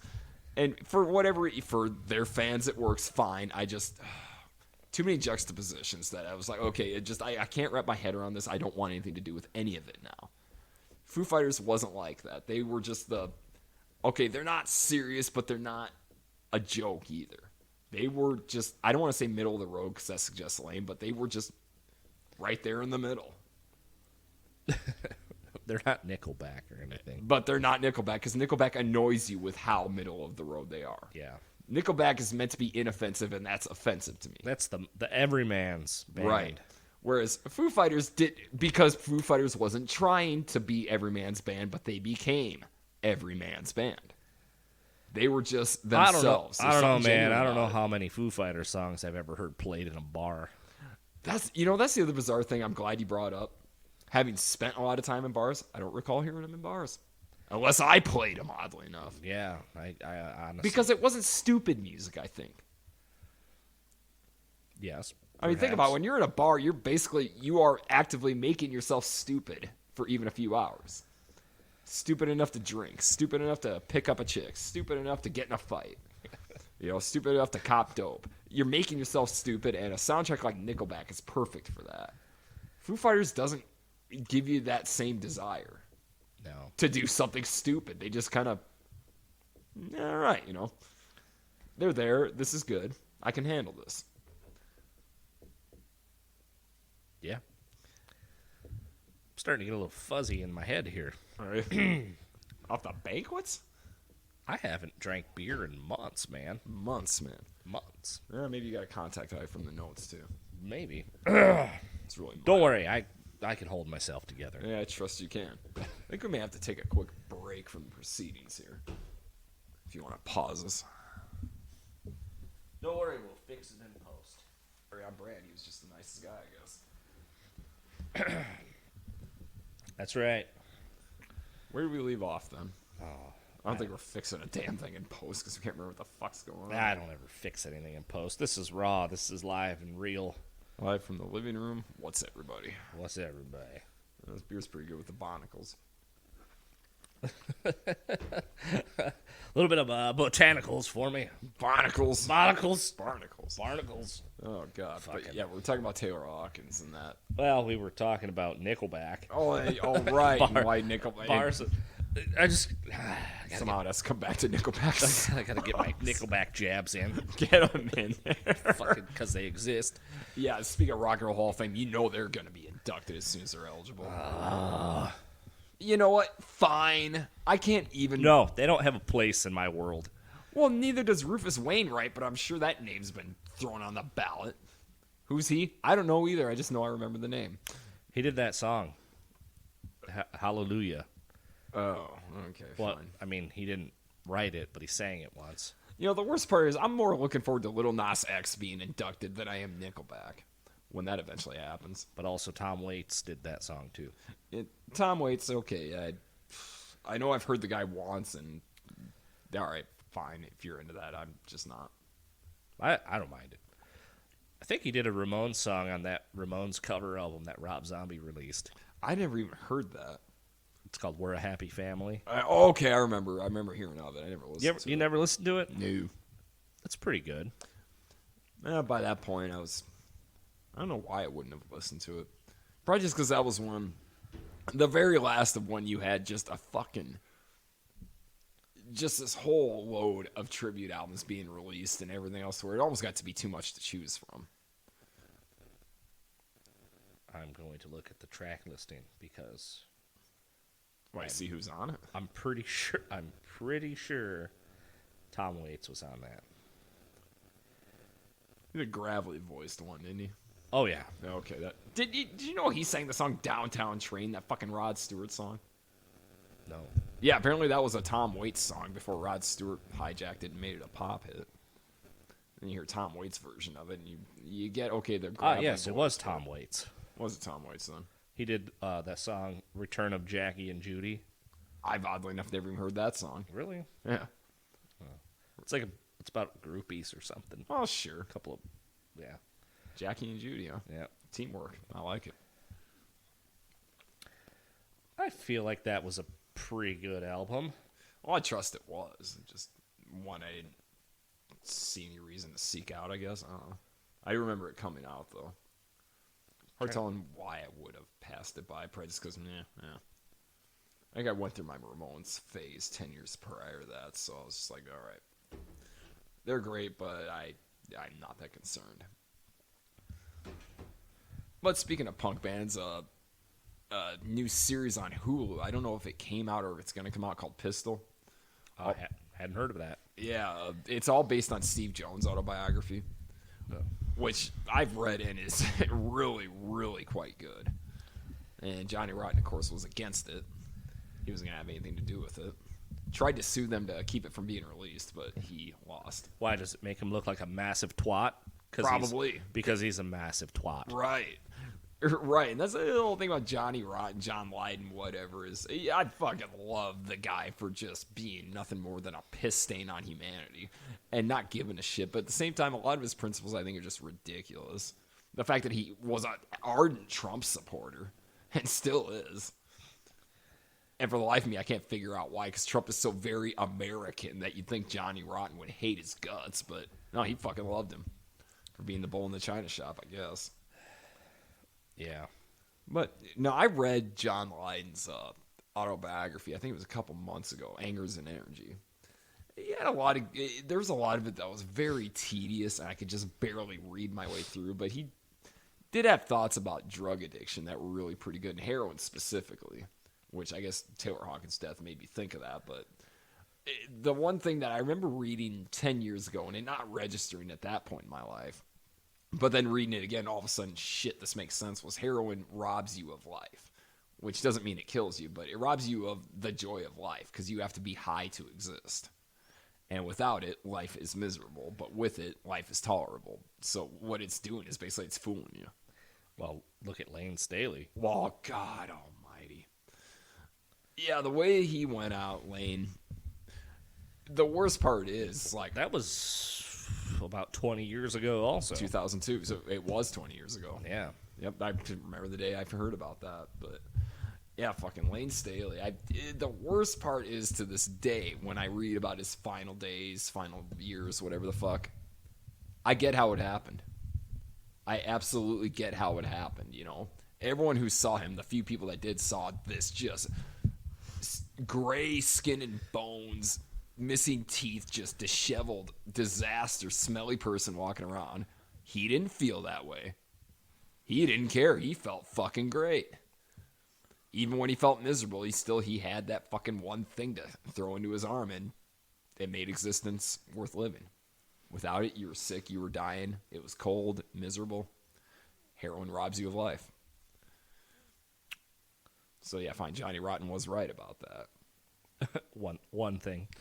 He was right about a lot. I still love the Sex Pistols, but yeah, anything after the Sex Pistols. You ever listen to Public Image Limited? No. It's meant to be unlistenable, and boy, did he ever accomplish that. But how he's made a career out of that project, it still kind of blows my mind, even though album Steve Vai played on. You knew that, right? Did not know that. Yep. Public Image Limited album. Steve Vai played on that. And I think Ginger Baker from Cream played on it, too. But Johnny Lydon being the... Lydon? God almighty. Johnny Lydon. John Lydon. Johnny Rotten. Lydon. Johnny Lydon. Lydon. Being the prickly bastard he was, he didn't put any credits on that album. None. No production credits, no nothing. Just the smallest Public Image Limited logo and then album. And that was it. Nobody knew who played on it. It wasn't until years later people found out this guitar virtuoso named Steve Vai played on it. All of a sudden, there's the interest. Couldn't hear it, huh? Like when Eddie Van Halen played on the Michael Jackson record? Yeah, Eddie Van Halen's playing, though, was very on brand for Eddie Van Halen because he invented the brand. Steve Vai was a virtuoso, but I don't know that you could hear Steve Vai and go, yeah, that's Steve Vai. You'd hear an amazing guitarist, but I don't know that you could say, yeah, that's Vai. I don't think you can. Nothing against Steve Vai or Satriani or anybody that's obscenely, stupidly talented, but there's no real, I don't think there's any iconic signature to their sound. Whereas Eddie, you fucking knew it was Eddie. Even if it was on a Michael Jackson song. What are you looking up there, Chad? Oh, you're static. Yes, Public Image Limited. I'm reading up on this quick. Oh, God, have fun. I'm hitting the wiki page because Wikipedia.com is the best fucking website that ever... Because internet. Because I don't have to get back to you in a month and tell you what I learned. There you go. There you go. All right. Well, that doesn't give me what I want to know. It's almost like listening to NPR. All right. All right. And now we're looking up Public Image Limited's release album, which was also a video release called Video and a vinyl release called Vinyl, which I think is all true. No, album was the vinyl release. I think compact disc was the fucking CD. Cassette was the cassette tape. Very specific. First issue. Mm-hmm. Debut album, first issue. Oh, Metal Box, you get to that one yet? The album was released in December 1978.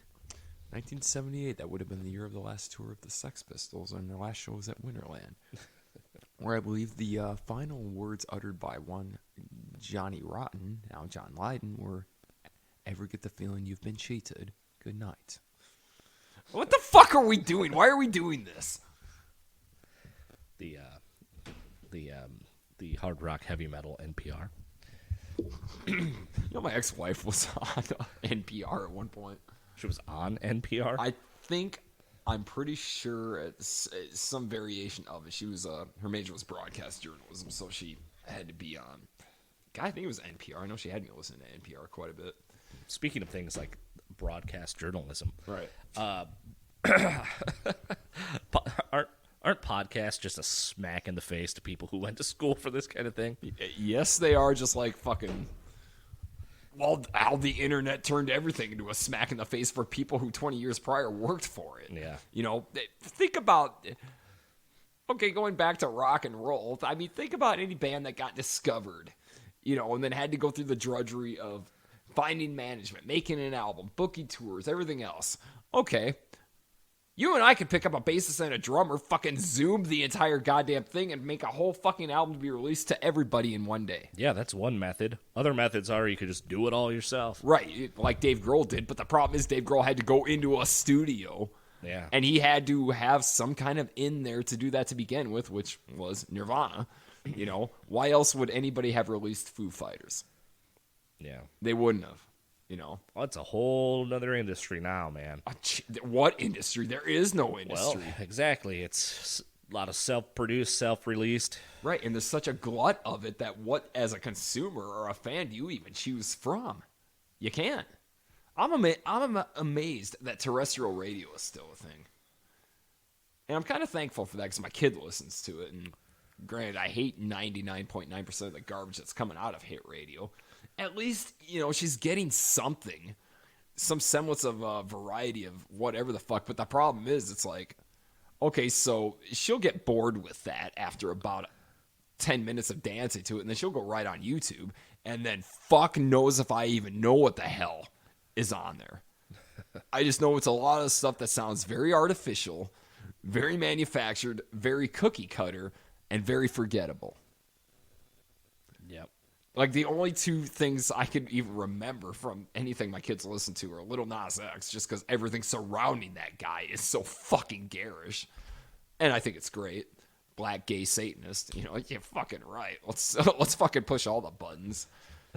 But amazingly enough, I can remember some of his songs. There's some vocal hook to some of them. And I'm okay with that. And then the only other song I recall is some K-pop song that fucking Q Park was imitating on the subway in New York. So I checked that out. Yeah, good stuff, huh? Well, that was ridiculous. Well, yeah, and you try watching that shit for 8 fucking hours. No thanks. No, it's not. He's not funny after that long. But no, one of the K-pop songs what the fuck was it? I'll hit you with that boom boom now or something was the tagline. And I thought, okay, you know what? This is so paint by numbers, but at least they're using old devices that you might kind of remember. I can't really even fault that, although I would imagine that K-pop is a pedophile's fucking dream come true. If you've ever watched that shit. Fucking 12-year-old girls that look like they're 16, that look like they're 12. Yeah, it's fucking bizarre. Yeah. But no different than Britney Spears was when she came out. I don't know. She wasn't on our wavelength, but unfortunately I was aware of her at the time. And she'll be in the Rock and Roll Hall of Fame before Bad Company. You mark my words. She will. But yeah, fucking... Because we're talking about the name Britney Spears and we know damn well who that is. Fine, that's fucking Hall of Fame material whether I goddamn like it or not. But yeah, Britney Spears when she came out... I can distinctly remember seeing in somebody's collection, I won't say whose, and they probably aren't hearing this anyway, but a metal guy is all I'll say. And I'm looking through his CD collection and fucking in the binder, anybody that remembers those things. And okay, there's Megadeth, all right, and then there's fucking Cannibal Corpse, all right, and then I looked up and said, why the hell do you have Britney Spears' first 2 albums? I don't know, I kind of like them. I'm like, no, you fucking don't. There's no way you like this music. Really, why do you have this? Well, you're just kind of, I'm like, thank you for at least admitting it. Meanwhile, you're jerking off to a song? Why do you own this album? That's the problem with her, unfortunately. Why do you own this album? Should be be a show. Chad, you fucking genius. You're right. That should be a show. A total humiliation or a fucking ass kicking show of welcome to another edition of Why Do You Own This Album? No, it should be us. Right. Looking at our record collection. Dude, I would be filleted the fuck alive. Why do you own this album? I'm I'm trying to think if I have anything that would make somebody go, why do you own this album? You don't, because even if you did, you don't give a shit. That's the problem. You could have a copy of Neil Diamond's Greatest Hits, and you just look at him like, yeah, and nobody would have a leg to stand on to give you a hard time. It would just be... I'm trying to think, like, what do I have that would make anyone think twice? I have Frank Zappa's Greatest Hits. Yeah, but that makes sense. You're a guitarist. Yeah, and... I'm going to say, well, dude, I'm defending you right now. You're a guitarist. Why the fuck wouldn't you have I'm really racking my brain. Let's see.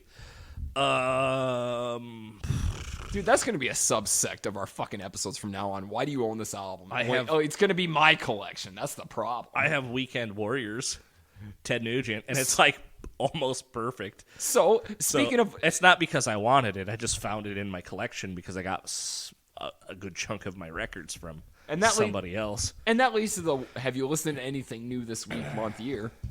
I was listening to Ted Nugent's debut album today that I found at Oakleaf Comics, shameless plug, for $4. I went, okay, as much as I fucking despise the person, goddamn Ted Nugent fucking rocked in the 70s. And that fucking first album of his is pure evidence of it.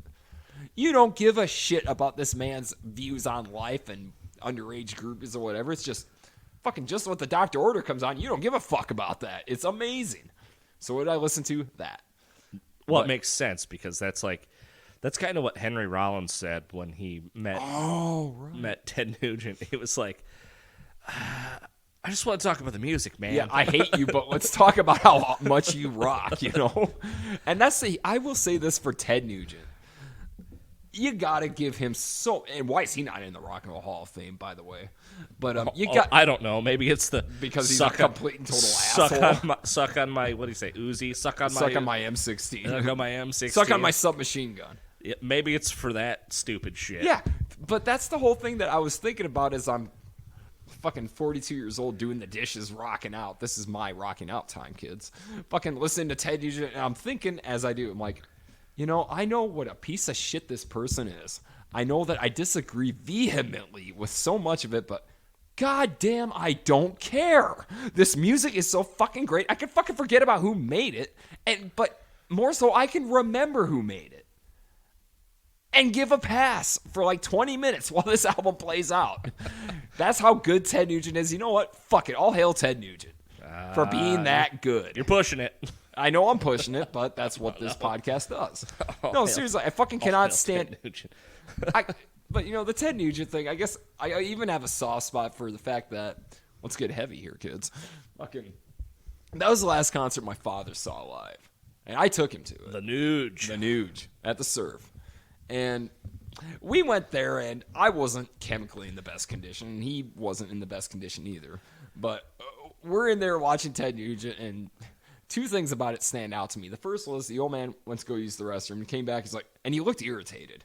Oh, Christ. I said, Dad, what's wrong? Well, you know, there's a guy in there, and he just kept complaining about Ted Nugent talking. I'm like, well, yeah, why? Well, isn't that what he does? I went, Dad, you fucking genius, you're right. Why would you go to a Ted Nugent show and complain about what Ted Nugent has to say about all things Ted Nugent? God damn it, he didn't play Wang Dang Sweet Poontang. Exactly. He kept talking, blah, blah, blah, and he was blah, blah, blah. It's like, you know what? You know what the fuck you're getting when you go see Ted Nugent. It's just the way it is. It's like going to a Pantera show and being offended that you heard the word fuck. I mean, you know what you're getting. This next song is called Fucking Hostile. Fucking right. But yeah, I mean, Dad was irritated that the guy didn't get it. And I was like, okay, fine, I agree with you. But then at one point in the show, like I said, the old man wasn't in the best of health, and he looked at me kind of distressed. He's like, son, we got to get out of here. I was like, all right, fine, we'll go. And out of nowhere, the riff to Just What the Doctor Ordered started. And that was the one song, oddly enough, I wanted to hear. And as it turns out, so did my dad. Because that riff starts, and Dad looks at me and goes, well, we're going to go after this song. Oh, yeah, you got it, Dad. So thank you, Ted, for giving my father the last song you ever saw live. It's too bad. It's too bad, but it's still a great story because, once again, it just says, okay, we hate Ted Nugent. We hate everything he's about, but the fuck if that music wasn't so great that you can look past it for 5 minutes. Yeah, so my mom saw Ted Nugent in, like, I don't know, 70s sometime. Okay. She has pictures. Was he wearing the loincloth by chance? No, he was wearing that white jumper with the foxtail or whatever. Oh, that thing! He was like fucking shooting his guitars with bow and arrows. Yep. Yeah, my mom has pictures from that too. That's awesome. Yeah. Yeah, that would have been when he was doing festivals with Aerosmith. Yeah, I guess that, like, my mom has the ticket stub, and it was like $4 or $7 or something. Right. Like, no fucking way, $7 to see Aerosmith. And no, that's about right. Because, I mean, you got to think about it. They weren't legends back then. They were just touring bands. I suppose, yeah. Well, yeah, absolutely. I mean, my mom saw Kiss for like $7, you know? Right. Well, shit. I mean, you know, and that's just kind of how it was back then. And that, talk about the period of time we weren't even born in that we missed out on. No wonder everyone went out and started fucking garage bands and shit. Because it was all basically garage bands on tour. Oh, that's one of the cool things about the Foo Fighters is that they constantly encourage that. Like, yes. Get a guitar and play with your friends in a garage band. Right. And Dave Grohl was the patron saint for that, you know. When he was talking about specifically punk rock at one point, you know, because that's what initially got him out there. Yeah, that's... I have read that in his book where he became the drummer for Scream. For Scream, yeah. Band that he was a fan of and that he ballsed his way into an audition and wound up really, I mean, think about it. Dave Grohl is the great American success story. And the one person who didn't fuck it up. Right.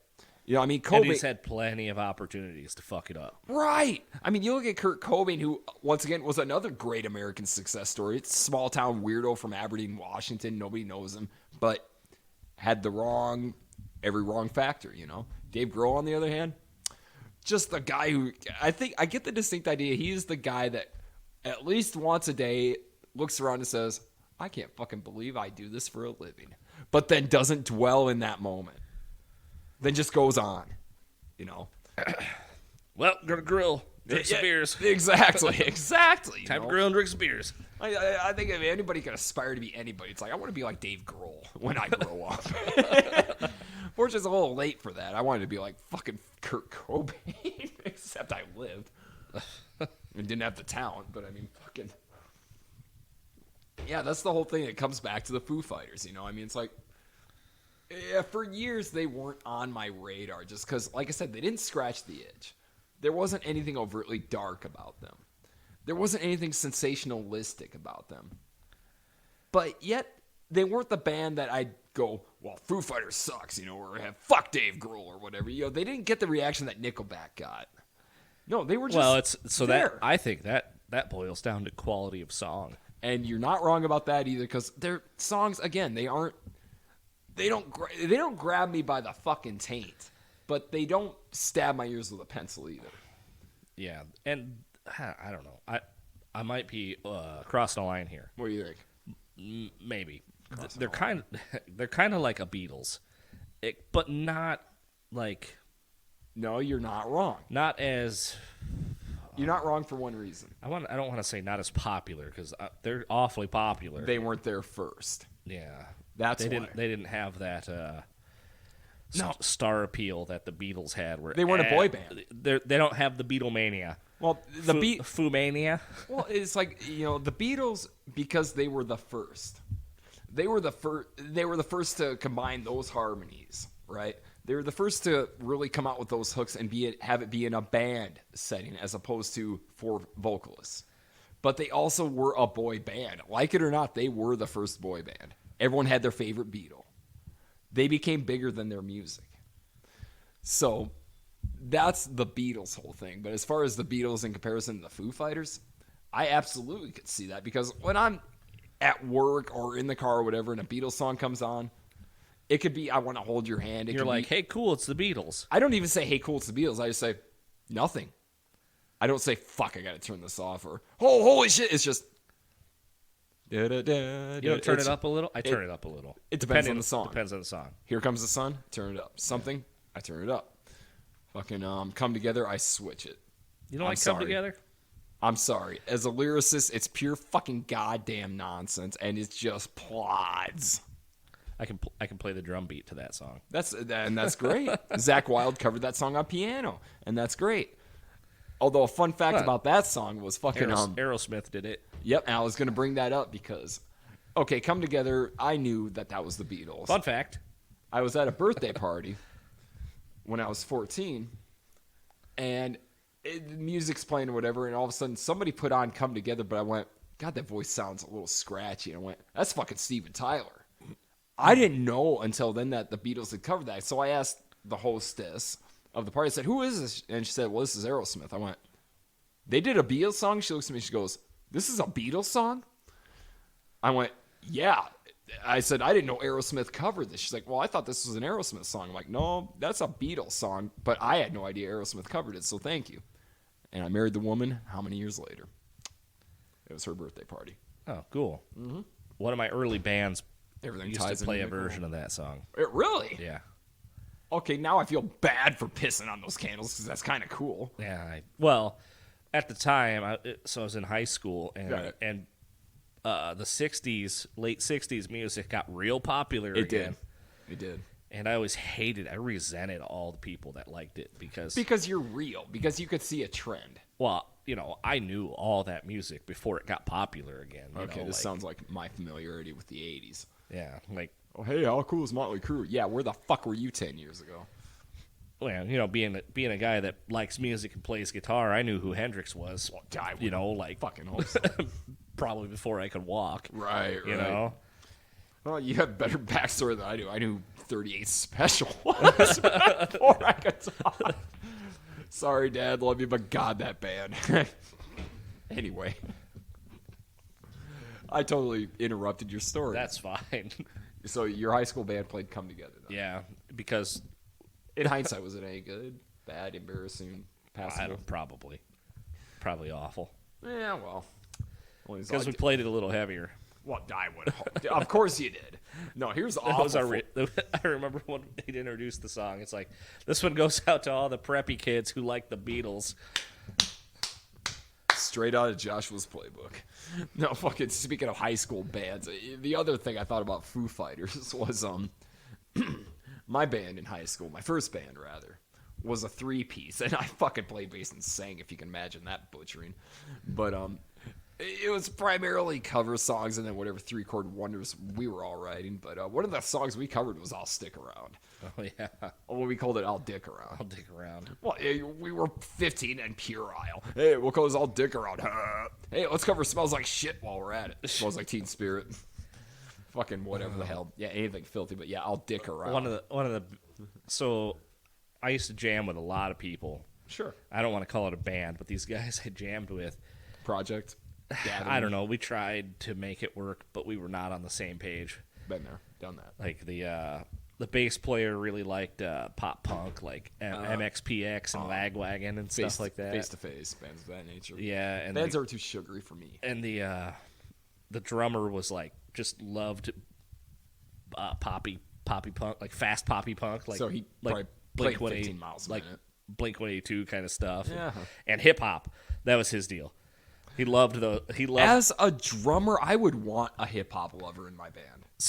So this kid, As a drummer, I mean, this kid used to skateboard, listen to like Blink 182, real fast poppy punk, sure, and hip hop, like hardcore. Oh, that's gangster the skater hip-hop culture. Yeah, I could see that, and I could also see you going very much at odds with somebody like that. No, I was cool with that guy. You're all right, but in class he would have a pen in his hand and he would tap the table. My first drummer would do that too, and I could always pick out "Walk This Way." Yeah, and he would beatbox and tap this pen. But another guy that played guitar was like the heavy metal guy. Sure. Like Pantera and stuff. Right. Riffs. And I don't know, like down tuning Pantera stuff. Then the other guy that played guitar that wasn't me. That wasn't me. I don't know. He probably shopped at Aeropostale or something. What the fuck is Aeropostale? That's like one of those stores where you wear a sweater around your neck and not your waist. Oh, preppy. Preppy. Like the Gap, then. Expensive stuff. Oh, okay, one of those people. Yeah. I don't know. So what the fuck does somebody like that listen to? In the 90s. Dave Matthews Band. Oh, Christ. The fucking affluent hippies. Yeah.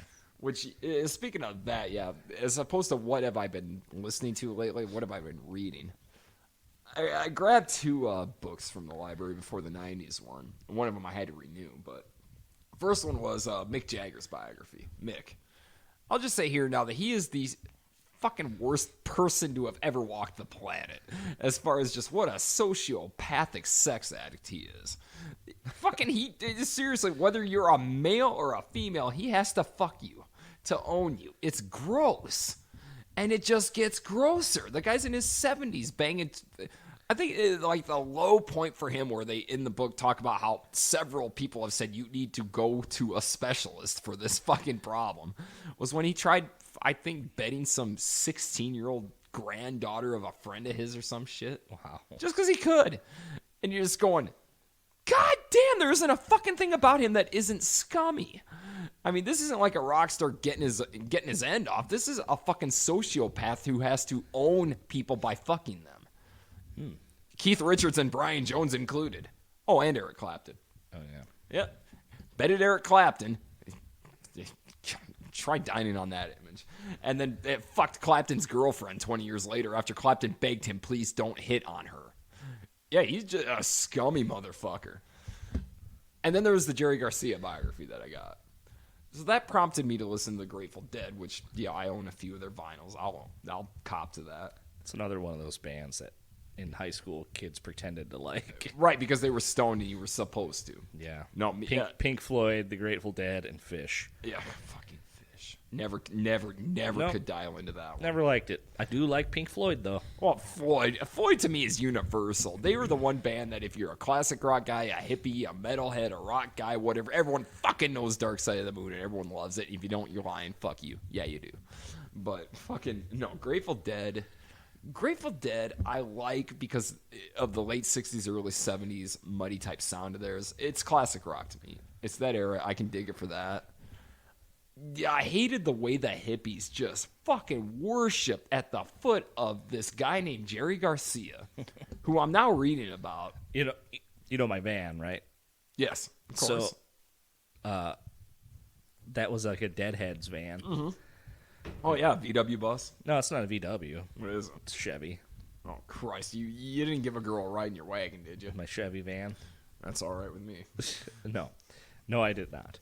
Oh, but that used to have a Deadhead sticker. Of course, on the back window. It's gone, but the outline you can still see it. How many times did you get pulled over as a result of that stupid sticker? Never.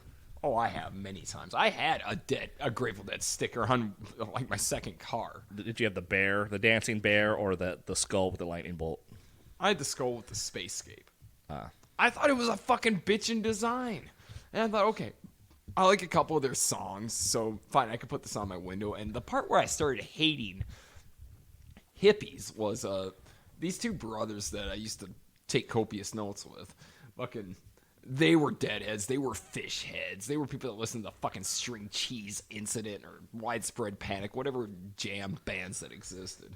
Yeah. And fucking, I know the type. Yes, exactly. But no, they saw my car one day and they saw the Grateful Dead sticker in the back window. And they said, "But you don't like the Grateful Dead." And I swear to Christ, this is what the older of the two brothers sounded like. "But you don't like the Grateful Dead." I'm like, yeah, I like some of their stuff. They're not bad. "Well, you're a poser." Why the fuck am I a poser if I kind of like some of their stuff? "Well, you had their sticker on your car. You're not a deadhead." I'm like, no, I'm not a deadhead. I shower and I'm employed. What's your fucking point? "Well, you're a poser." Oh, get the fuck you. And incidentally, that same fucking douchebag wound up following Fish the way Deadheads followed the Dead. Yeah, he got an inheritance. I think it was 150 grand or some shit. Blew it all on following Fish on tour. Oh, his mother was pleased. Money well spent. Money well fucking blown. Jesus. Yeah, and not even the Grateful Dead, but a fucking Grateful Dead counterpart, Fish. Nothing against Trey Anastasia, a fucking talented musician. They're all talented, but oh my God, but back to where I was circling somewhere. So I found myself listening to the Dead albums that I own. And while I don't understand the worship of Jerry Garcia as a man or whatever, he was a fucking flawed human being. The guy lived on a diet of milkshakes, hot dogs, and M&Ms, and fucking cocaine and heroin. He was 53 when he died, and he looked 80. Just, yeah, man. Yeah. A picture of poor health, and yet he's just worshipped like he's Christ. But listening to his guitar playing, yeah, now I kind of get it. Really, I mean, if you listen to anything, Chad, listen to fucking, just find Dark Star and listen to that song. Oh, I'm aware. And he had custom-made guitars and things like that. He was unworldly. Bob Weir. Right. He was unworldly, though. I mean, even I'm just like, okay, I'm self-aware enough to know how douchey this is to get lost in the Dead while taking notes, but the fuck if I kind of didn't, and the fuck if I kind of didn't just listen to Jerry Garcia play. The guy was that goddamn Wasn't it good. the Twilight Zone movie where he like picks up the hitchhiker and he's playing like Grateful Dead bootleg? No, he's playing CCR. Oh, I thought there was like Grateful Dead bootleg tapes, and he's like, "Oh, you want to listen to something different?" And he like reaches back and grabs one and puts it in. It's the same fucking song. I don't recall that. That wasn't a Twilight Zone movie, but that sounds hilarious. What now the I want to fuck see movie was it is. that? I can't remember what movie that was. No, in Twilight Zone, they were listening to CCR singing the Midnight Special before Dan Aykroyd turned into a monster and ate his passenger. Want to see something real scary? Yep, exactly. That reminds me of Pee-wee's Playhouse, or Jesus Pee-wee's Big Adventure. Large Marge. Large Marge. Yeah, fucking the Pee-wee's Playhouse. Jesus Christ. There's nothing more disturbing to me than the fact that Ike Turner was Cowboy Curtis in that fucking show. No, it was Lawrence Fishburne, wasn't Lawrence it? Fishburne, yeah. Wasn't he Ike Turner? Didn't he play Ike Turner in that Tina Turner movie, What's Love Got to Do with It? I don't know. I'm pretty sure he did. Oh. Because, yeah, you sat there and watched Cowboy Curtis kick the shit out of Angela Bassett. It was just every level of wrong on the fucking planet. No, Pee-wee's Playhouse. Jesus, my parents hated that show. And in hindsight, I could fucking see why. And Rob Zombie worked on that show, which, again, in hindsight, makes all the fucking sense in the world. Yeah. Yep. Yes, you're correct. He was Ike Turner. That's what I thought. Yeah, Pee-wee's Playhouse. All right, so have we exhausted this topic then? Or, I mean, how long are we even into this? About an hour 40. I think we're probably good then. We exhaust everything we do. We're exhausting. We do, but that's the whole thing about exhausting the Foo Fighters is what's there to exhaust? Really nothing. Yeah, we're not really going to talk a lot of shit. There's no shit to talk about them. The worst I could say is they're there. They don't offend me. They're not awful, but they're not a band that I'm going to build an altar to or get a tattoo in tribute of. I don't know if I would even go see them. You know what? Funny you should mention that. Regrets I'm having in hindsight were, God, I think it was 2016, something to that effect. My Uncle Bob, if you're listening to this, you are the best. Love you, man. But anyway, he got a hold of me. He was the one that gave me the Robert Plant ticket, actually. Oh yeah. Yeah, that guy. That was a good show. The rock and roll connoisseur, I called him. The only guy I knew who could have Hall & Oates next to Ted Nugent, next to Yes, next to Judas Priest in his record collection, and it made perfect sense. That was how influential he was on me. It's like, you can like whatever you want. Fuck categories, Uncle Bob. But anyway, he got a hold of me in, I think, 2016 or something and said, hey, I got an extra ticket to a Foo Fighters show in Kansas City. My plans fell through. Do you want it? And I turned him down because, number one, I was working night shift at the time. I was just married. Didn't want to leave the girls. But the biggest reason was, I'm not that compelled to see the Foo Fighters. I mean, granted, he gave me a free ticket. He was going to transportation, boarding, all of it. I just thought, you know what? I appreciate the offer, but I think I will pass this time. Nothing compelled me to go see him. Now, Taylor Hawkins has passed away. And it's like, I think for the experience alone, even whether the man had died or not, I probably should have gone. Just because everything I've read about them live has been, this is a fucking great show. It's so much fun. Even my uncle was saying, yeah, you really should go. You're gonna fucking love it. Oh, yeah. And I'm just like, eh. And that's kind of how I feel about the Foo Fighters musically. Just, not bad, but not legendary. But really, the simple fact that they have had the career they've had, they've been consistent as they've been. God, I gotta say, Chad, I really wish I would have gone. Just to at least. Well, I hear you on that. I could have seen Van Halen 2004. They were playing right down the street from where I lived in Ames. I was going to go to that fucking show, but I didn't go because I couldn't find anybody to go with. And fun fact about that, my wife was at that show. Yeah, so I've been married to two women who have seen Van Hagar, and I haven't. Yeah. Historically, I wish I would have. And then I wish I would have seen Judas Priest at the Surf. Yeah. Even though it was with the Ripper instead of Rob Halford. Oh, I went to that, and I'm pretty sure my wife was there, too. I think she said she was, but I hope to God she didn't remember me there, because she remembered this fucking drunk asshole on all fours licking a beer off the floor that he spilled. Oh, that was my crowning moment there. That's awfully Aussie of you. That was me drunk trying to get attention, and I don't care. Ah! In hindsight, you looked like a fucking asshole. And that's cool. That's cool. Fucking MO for my 20s and most of my 30s. But all right, so any final thoughts on the Foos then, Chad? The Foos of Fighters. That made no sense. No, they're a pretty solid band. I like most of what I hear. No. I think those are my final thoughts as well. Solid band, consistent. I think consistent has got to be the word. They are consistent, very consistent, and have rightfully earned their place not only in the Rock and Roll Hall of Fame, but just in the minds of everybody who says, you know what? I think if you could sum them up, I have no problem with them. None. All right, so on that happy note, this is Joshua 40 the Hardway Lee Johnson. What, one more? one more. One more last topic. One more. Hold on. What do you got? If you get a chance, watch the movie Metal Lords. Has that come out? Yeah, it came out a couple days ago. I was just telling the wife about that. I said, I've got something on my list. I got like 10 minutes left. Okay, so good then? I mean, it's no fucking Clash of the Titans or anything. Fuck me, I don't care. Okay, perfect. Excellent. It's not terrible, but it's also like it's strange. It follows two what, divergent plots? No, it follows like two nerdy kids. One really likes heavy metal, and the other one got suckered into liking heavy metal. Fucking sounds like my high school experience, and probably yours too. Yeah, except for we had movies like Black Rose.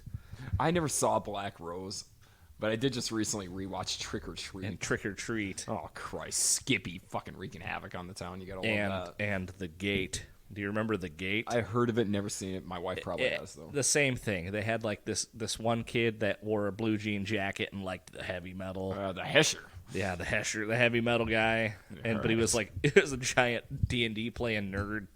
Which the vast majority of them were. Yeah. You know, you wanted to be cool, but in all reality. So this movie, they name drop a lot of the major players, you know. Oh, cool. I swear Nicole has seen that. I'll have to ask her. I think it's pretty good. It's entertaining, but it just seems like like they must have filmed it in like British Columbia or something because it doesn't have an American feel, even though it's supposed. I think it's supposed to be like this is in the United States. Well, it probably was filmed in Canada. Detroit Rock City was filmed in Toronto. In fact, my ex was. But that also felt that felt like they were in America. Okay. This feels a little has like a Something's British. a bit off. You know what I mean? You watch British things and dude, I've been to Canada. All right, I get it. And they have that. British shows have kind of a different. There's a different feel. Red and Dwarf and all that. Yeah, it's kind of like that, but still, it's entertaining, and I'd probably watch it again. I'm definitely checking it. I didn't know it was out. Yep, just came out a couple days ago. Beautiful. Dad's commandeering the fucking TV tonight, girls. All right, so anything else we want to hit? No, I think that's it. All right, well, let's try the outro again. This is Joshua 40 the Hard Way Lee Johnson. Chadwick Von Tippitt. For one more. Last time. Hasta.